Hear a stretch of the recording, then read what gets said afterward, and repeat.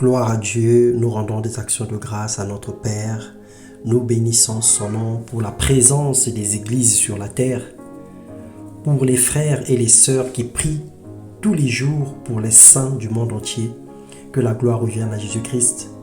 Je te salue mon frère, je te salue ma sœur, que le Seigneur te bénisse. Je te souhaite ce matin une bonne écoute et une bonne méditation de la parole de Dieu.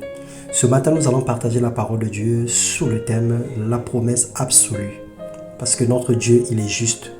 Dans Marc, le chapitre 10, le verset 29 à 30, il est écrit « Vraiment, je vous l'assure, si quelqu'un quitte à cause de moi et de l'évangile sa maison, ses frères, ses sœurs, sa mère, son père, ses enfants ou ses terres, il recevra 100 fois plus dès à présent. Des maisons, des frères, des sœurs, des mères, des enfants, des terres avec des persécutions et dans le monde à venir, la vie éternelle. » Bien-aimé, il y a une chose à savoir et à pas oublier. Le Seigneur n'est pas un homme pour mentir, ni un fiston pour se repentir. Cette déclaration, elle est solennelle et s'accomplit absolument dans la vie de celui ou de celle qui en fait l'expérience. Parfois, nous nous agitons inutilement. On se pose la question, si je laisse le mal que je fais aujourd'hui, la prostitution, que mangerai-je? Si j'arrête de voler, comment ferai-je?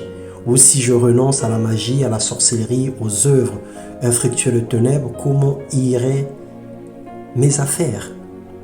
Le Seigneur te dit, il n'y a personne qui laisse tout le mal pour lui et meurt de faim ou manque quelque chose. La vie chrétienne n'est pas une vie en rose, certes, parce que tout ce que nous allons obtenir, nous l'obtiendrons avec les persécutions. Mais elle est couronnée de plusieurs grâces et d'abondantes bénédictions, tant physiques que spirituelles. Dieu n'est pas injuste, dit la parole, il sait récompenser et tient compte de nos besoins, même les plus minimes. Il est juste question de confiance et de foi, de courage, et il faille oser. Le courage de faire honte à Satan, l'audace de dire non au péché, le cran de quitter le mal pour se donner entièrement à Dieu et à Jésus-Christ. Alors, mon bien-aimé, je t'encourage à expérimenter la puissance de Dieu. Fais-lui confiance, reviens à ton premier amour. Engage-toi à la démarche de la sainteté. Laisse la main du Seigneur te toucher et te changer. Demande au Seigneur de disposer entièrement ton cœur. Il dispose entièrement tout ton être, esprit, âme et corps à sa volonté. Alors n'aie pas crainte, n'aie pas peur. Ne crains pas les répercussions, ne crains pas les événements, ne crains pas tout ce qui peut se présenter à toi. Ne te dis pas que lorsque je vais aller à l'église, mes problèmes vont encore devenir plus nombreux qu'avant. Ne te dis pas que parce que je prie et que ma situation devient encore plus précaire. Au contraire, la gloire à venir est plus que les souffrances du temps présent. Il faille que tu attaches l'espérance à la parole de Dieu et à la gloire du Seigneur, à la promesse absolue qui est la promesse du salut et de la vie éternelle. Parce que sert-il à un homme de gagner le monde entier s'il venait à perdre son âme? Que te sert-il de vivre tranquillement sur la terre, d'obtenir tous les biens matériels, d'obtenir des comptes épargne, des comptes bancaires garnis, et que demain tu te retrouves de l'autre côté dans le feu de la géhenne? Alors accepte un peu d'injustice, accepte un peu de persécution, un peu de souffrance pour la gloire de Dieu. Parce que nul n'est plus grand que le Maître. Christ a été persécuté, Christ a connu des tribulations, il a connu des souffrances et il a été glorifié par le Père après avoir obéi à l'ordre divin.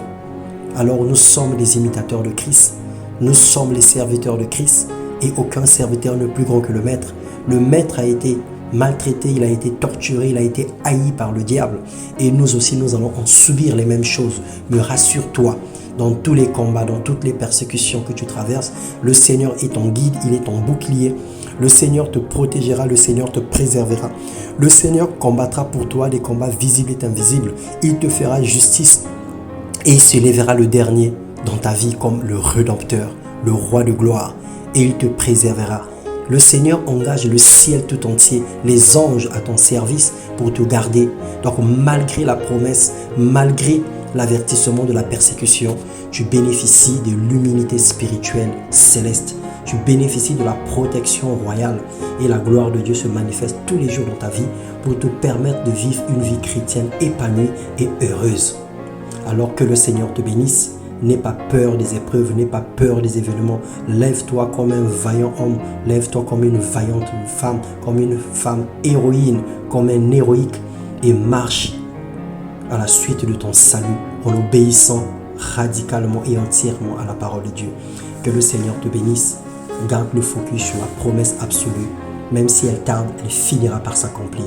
Que le Seigneur vous bénisse dans le nom puissant de notre Seigneur et Sauveur Jésus-Christ. Amen.